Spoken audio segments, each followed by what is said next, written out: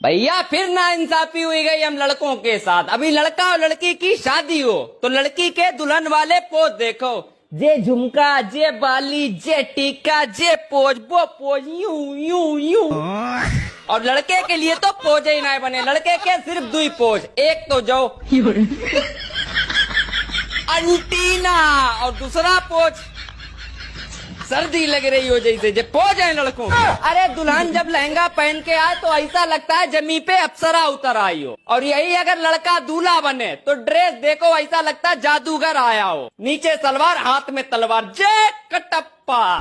मतलब कुछ अच्छा है ही नहीं हम लड़कों के लिए। अरे जब जालिम दुनिया लड़कों की बेइज्जती पहले पड़ी, बस खत्म, जादूगर बनो और निपटाओ, कुछ नहीं होने वाला।